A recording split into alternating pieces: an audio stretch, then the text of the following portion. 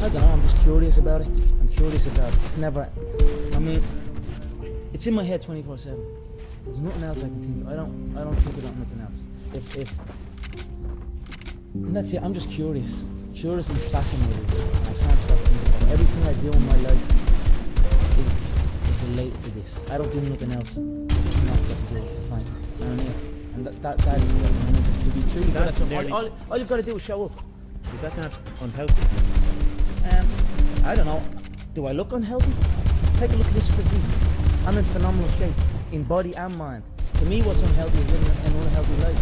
To me, what's unhealthy is getting up and going through the same day every day of your life, 9 to 5, in an office or in a. Remember that's unhealthy. That beats your mind. I don't work.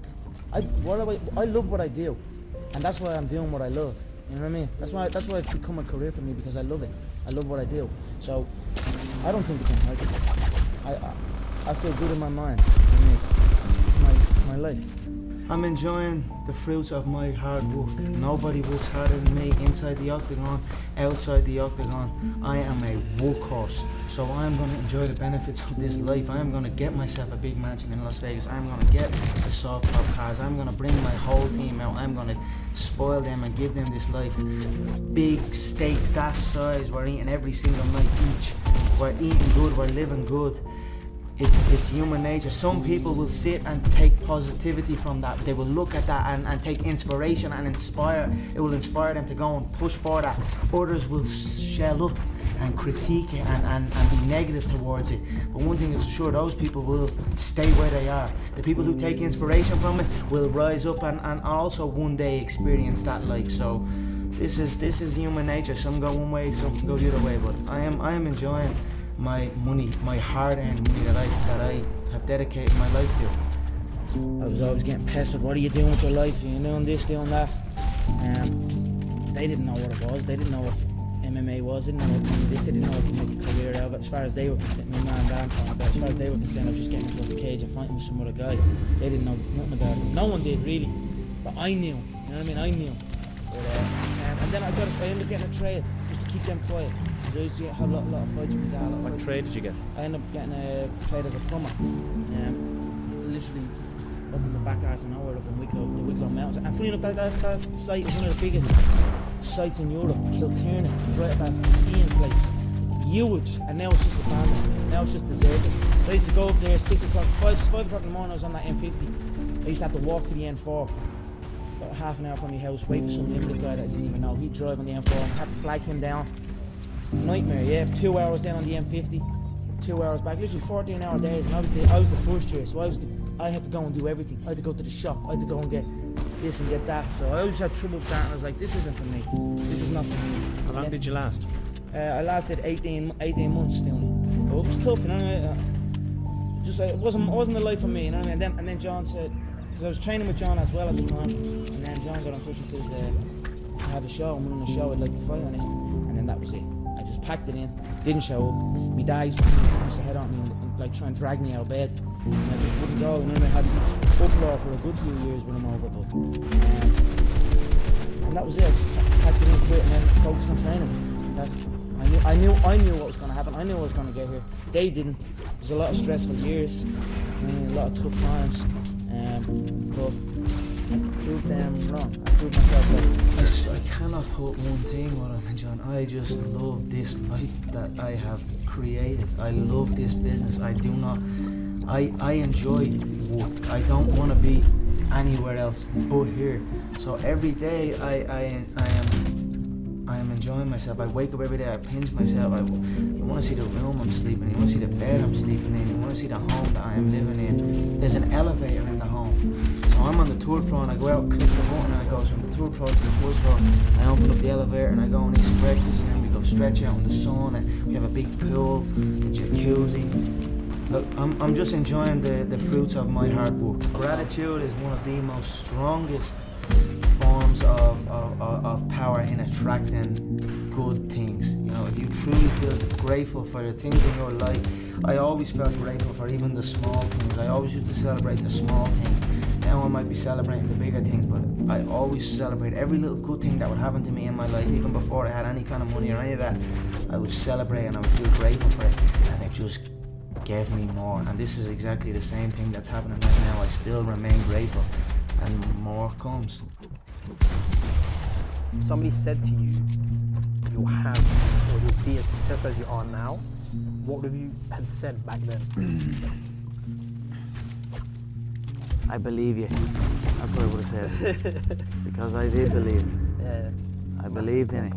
I had very few people who told me that. I had a small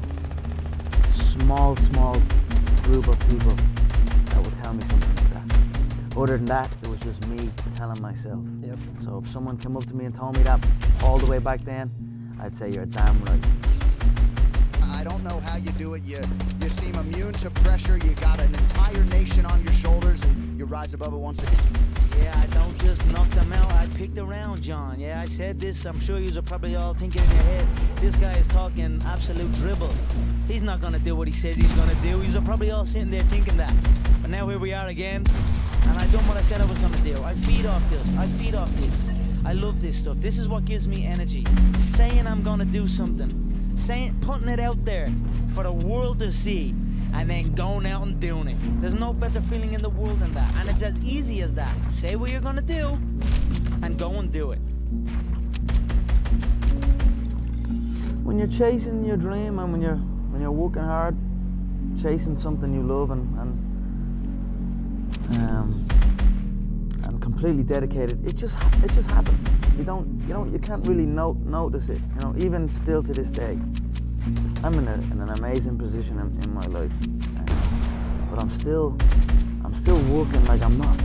I'm still working like I'm not in this position. Absolutely. I'm still working like none of this is even.